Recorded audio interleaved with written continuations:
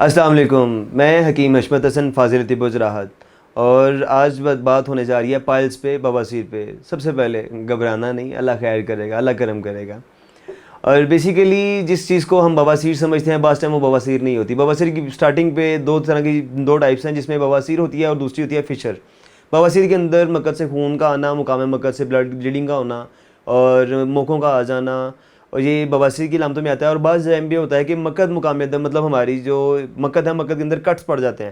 Kits پڑنے کی وجہ سے فوارے کی شکل میں خون نکلتا ہے کہ واش روم میں بیٹھے ہیں تو پارٹ نیچے بڑھ جاتا ہے، بہت زیادہ فوارے کی فارم میں خون نکلتا ہے اور وہ خون فریش ہوتا ہے، اور یہ بیسیکلی فشر ہوتا ہے۔ فشر کا علاج الگ ہے، اس میں کٹس کو، خشکی کو ختم کیا جاتا ہے، اور اس کے علاوہ موشن کے اندر جو پانی خشک ہو جاتا ہے جو کہ گزرتے ہوئے زخم کر دیتا ہے، اس کو کیور کیا جاتا ہے۔ یہ بیسیکلی مرض آ جاتا ہے، اس میں کافی وجہ ہوتی ہے ہماری آنت کا لاسٹ پورشن جو کہ پانی کو زیادہ سک کر لیتا ہے، اور جس کی وجہ سے موشن ہارڈ ہو جاتا ہے اور دوبارہ زخم چھل جاتے ہیں اور وہ فوارے کی فارم میں خون آتا ہے۔ اب آتا ہوں اپنے ٹاپک پہ، جس پہ جو ہے کہ بواسیر اور پائلز۔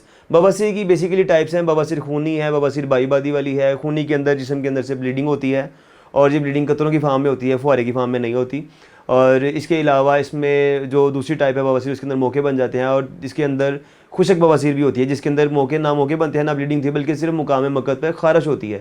اور ان سب کی پیچھے وجہ جو ہے میجر وہ وجہ ہوتی ہے وجہ کانسٹیپیشن، یعنی کہ قبض، جو کہ 99 امراض کی وجہ ہے، جو کہ امراض کی ماں ہے، اور اس قبض کو دور کیا جاتا ہے۔ اس کے لیے جو اس کی علامتیں ہیں بواسیر کی وجہ کہ موقع کا بن جانا، اور اس کی جگہ سے خون کا آنا، انسان کسی جگہ پر بیٹھ نہیں پاتا، اور اس کے علاوہ ایک مرض اسی سے مشابہت اور بھی رکھتا ہے جس کو ہم بولتے ہیں کانچ کا آ جانا۔ اس میں جو ہمارے دم کی ہڈی سے بولا جاتا ہے، اس کا ایک پورشن ہوتا ہے جو کہ پھول جاتا ہے، پھیل جاتا ہے اپنے سائز میں، اس کے اندر ریشہ ہوتا ہے، وہ باہر آنا شروع ہو جاتا ہے، اس کا علاج الگ ہے۔ اور واپس اپنے ٹاپک پہ آتا ہوں جو کہ ہے بواسیر۔ بواسیر پائلز کے اندر جو ہم علاج کرتے ہیں وہ کہ آپ کے معدے کی آنتوں کی خشکی کو دور کرتے ہیں، جس کے اندر ہوم ریمیڈیز یہ ہیں کہ آپ بادام روغن کا صبح شام دودھ میں 2 چمچ ملا کے، ساتھ میں تھوڑی سی چینی ملا کے وہ یوز کیا جائے۔ اس کے پینے سے آنتوں کے اندر خشکی ختم ہوگی، آنتوں کے اندر ترائی آئے گی، جب آنتیں نرم ہوں گی تو موشن سکون سے پاس کروائیں گے، اور اس کی وجہ سے جو زخم بنے ہوتے ہیں وہ دوبارہ چھلیں گے نہیں، اور اس کے اندر پریشر کریٹ نہیں ہوگا۔ اور اس کا جو علاج ہے، علاج میں مصفیات کا استعمال کیا جاتا ہے جو کہ خون کو صاف کرتی ہیں اور زخم کو کیور کرتی ہیں۔ مصفیات ختم کرنے یوز کرنے کی وجہ ہوتی ہے موقع، جو کہ ہمارے ویسٹ مٹیریل، ہماری بلڈ کی گندگی کی وجہ سے پیدا ہوتے ہیں۔ اس گندگی کو دور کیا جائے گا، خون کو صاف کیا جائے گا، آنتوں کی خشکی کو دور کیا جائے گا۔ اور بیسیکلی جیسے بھی ہے، کمرے کی یا گھر کی صفائی تبھی مکمل ہوتی ہے جب صفائی کریں اور گند کو باہر نکالیں۔ گند کو جلا دینے سے صفائی مکمل نہیں ہوتی، اور اس کا حل آپریشن کروا کے اس مقام کو سن کر دینا کہ مسے ہیں تو وہ ادھر کے ادھر ہی رہیں، موقع ہیں تو وہاں کے وہاں رہیں، لیکن اس کی سینسیشن جو کہ ہماری موٹر نروز اور دوسری نروز کے ساتھ ہماری دماغ کے ساتھ اٹیچ کرتی ہیں، ان کو ڈیڈ کر دیا جاتا ہے۔ اور بیسیکلی ہمارے ہاں اس کو علاج نہیں گنا جاتا، وہ بیسیکلی اس چیز کو ڈیڈ کر دیا، اور جو کچھ ہو رہا ہے مگر ہوتا رہے، اس کو کوئی بینیفٹ نہیں ہوتا۔ طب کے اندر اس کے جو ہے نا علاج موجود ہیں، اور ایسے علاج جو کہ بے ضرر ہیں، جن کا کسی قسم کا کوئی سائیڈ ایفیکٹ، کوئی نقصان نہیں ہے۔ اس کے اندر جو ہے کوک شاستر کے کافی سارے نسخے ہوتے ہیں، چونکہ وہ حرام اجزاء میں آتے ہیں اس لیے ہم ان کو استعمال نہیں کرتے۔ اور اس میں جو طب یونانی کے اندر نسخے موجود ہیں وہ الحمدللہ کارگرد ہیں، اور کام اتنا کرتے ہیں کہ پریشان کن اس کے رسپانس ہیں۔ خونی بواسیر کا علاج بھی موجود ہوتا ہے، موقعوں کا علاج بھی موجود ہے، چونکہ یہ تھوڑا سا لینتھی علاج ہے، اس میں ٹائم لگتا ہے، لیکن رسپانس کنفرم ہے۔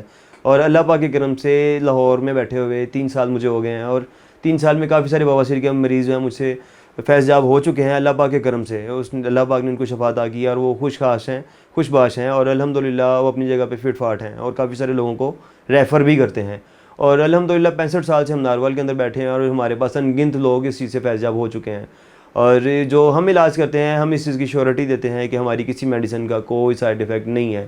ہماری ایک مشن ہے، ہمارا مقصد ہے کہ ہم ایسی چیزوں کو استعمال کریں جن سے کسی قسم کا کوئی سائیڈ ایفیکٹ، کوئی نقصان ہونے کا خدشہ نہ ہو، کیونکہ سب سے عزیز انسانی جان ہے، اس کے بعد مرض کا بھی حل ہو جاتا ہے۔ اور اللہ پاک کی ذات نے وہ بہت چیزیں ایسی پیدا کی ہیں جو کہ بہت ہی بے ضرر، اور ان کے جو اثرات ہیں وہ پریشان کن ہیں کہ ہم خود پریشان ہو جاتے ہیں کہ یہ چھوٹی سی چیز نے کیا کام کیا ہے۔ اور الحمدللہ اللہ پاک کے احسان سے اس کی بنائی ہوئی اور اسی کی قدرت کی پیدا ہوئی کی چیزوں سے، جڑی بوٹی سے ہم علاج کرتے ہیں، اور الحمدللہ اللہ پاک کے کرم سے لوگ فیض یاب ہوتے ہیں اور لوگوں کو ریفر بھی کرتے ہیں۔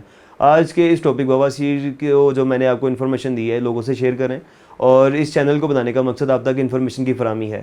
اور آپ ہماری سروس حاصل کرنے کے لیے نیچے دیے ہوئے لنک پہ ہمارے نمبر جو ہیں، ڈسکرپشن میں ہمارا نمبر اور ہماری دکان کا ایڈریس، ہمارے کلینک کا ایڈریس موجود ہے۔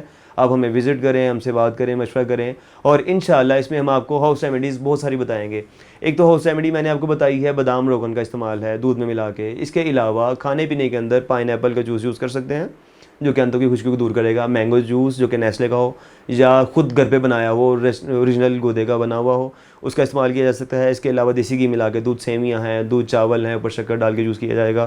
اس کے علاوہ کدو کا سالن ہے جس کے اندر لال مرچ موجود نہیں ہوگی، اور اس کا استعمال کریں، اور الحمدللہ اللہ پاک کے کرم سے آپ فیض یاب ہوں گے۔ اور اگر میرے آپ نسخے سے فیض یاب ہوں تو مجھے ضرور دعاؤں میں یاد رکھیے گا، اور کمنٹ کرنے اور ہمیں ضرور کمنٹ کیجیے گا۔ آپ کا بہت شکریہ۔ اپنے میزبان حکیم حشمت حسن کو اجازت دیجیے گا۔ بہت شکریہ۔ اللہ حافظ۔